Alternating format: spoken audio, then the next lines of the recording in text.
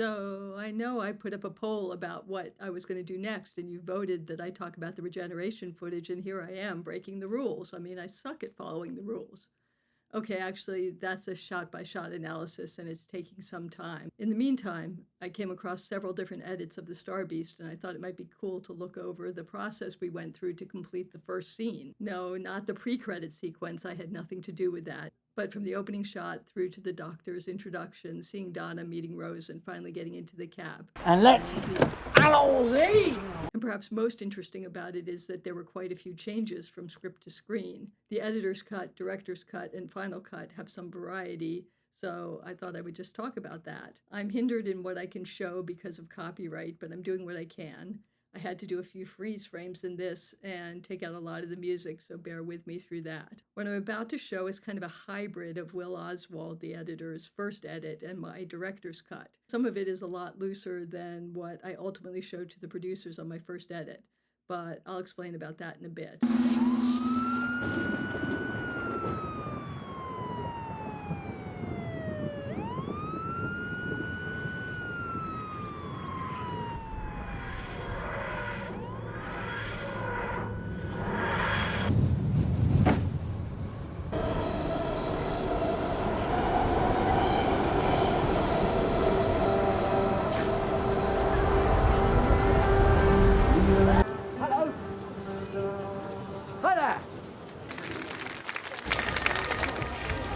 Hi! So you talking to us? Let's go this way. Hello? No? No? Oh, no. Look at that. Hey! Where are you going? Hold on. Let me help. Thank you very much.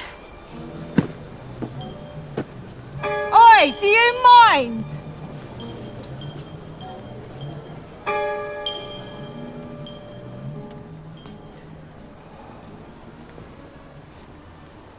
You finished playing games, mister.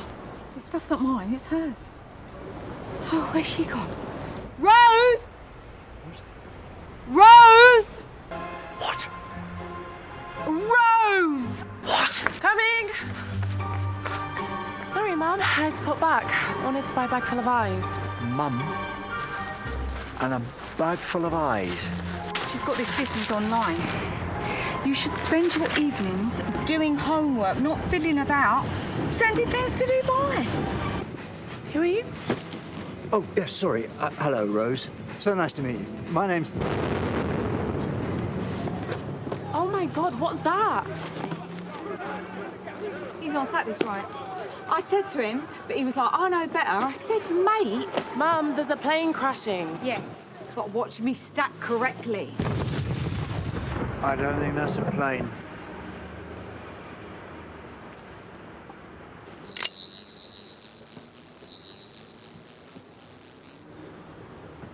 How did you do that? You know, I'm not entirely sure. That's a spaceship. It's a spaceship in trouble.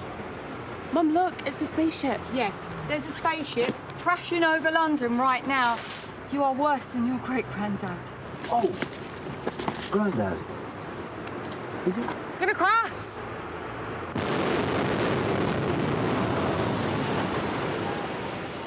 Now, that's better.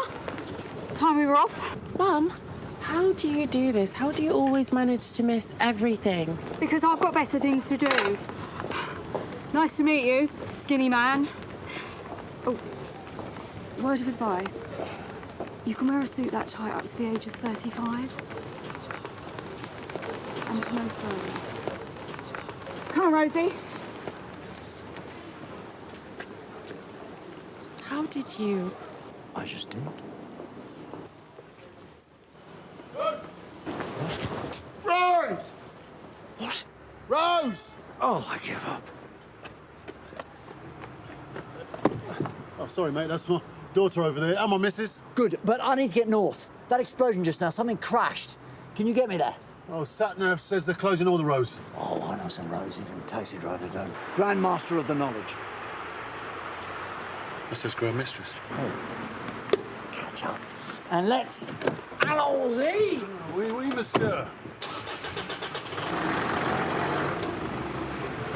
So first of all, I want to talk about how difficult the whole sequence was, starting with the script being 5 pages of complicated material. We had only 2 nights to shoot the sequence. That's 2 nights in May, meaning maybe it was dark from 10 p.m. to 4 a.m., and we had to fit eating into that time. So probably we had a total of 10 hours to film the entire sequence. That's less than one regular filming day. I mean, nothing. And stuff goes wrong. One night we had a pedestrian who took objection to us being there and started screaming during the takes, and we had to shut down for security to handle that. On the other night, we had a microclimate squall of bucketing rain, hail, and winds so strong it blew over some of the lighting equipment. Obviously, we had to shut down for a while. There's nothing you can do when shit like that happens. I was so nervous about the whole sequence that one of the things I did was ask for rehearsals, and we actually eked out 2.5 rehearsals. And I also storyboarded the sequence. On all my other Doctor Who episodes, I had 0 rehearsals.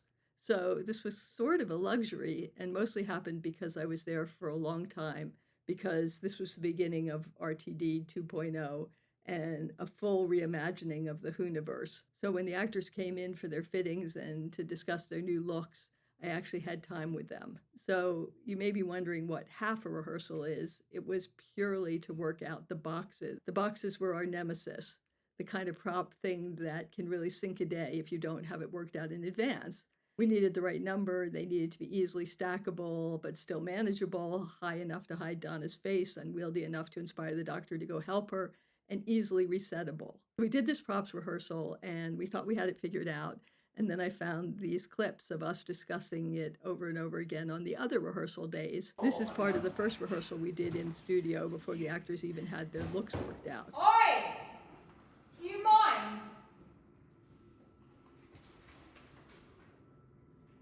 Then on the first day we were shooting in Camden, we did a daylight blocking of the scene so that once it got dark, we could maximize every second of filming. Here I am discussing it again.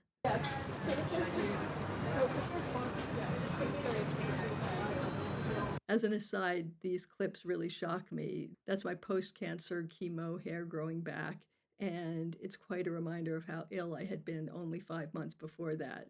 Thanks again to all the doctors and researchers who saved my life. Okay, enough of that. Have we talked about the boxes enough? No, because there's one more point. For some hugely mysterious reason, on the shoot day, props had only one set of boxes.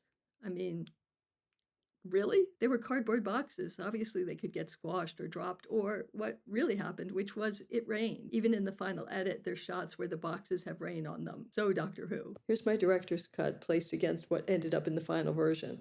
I think the sequence benefited from the extra length.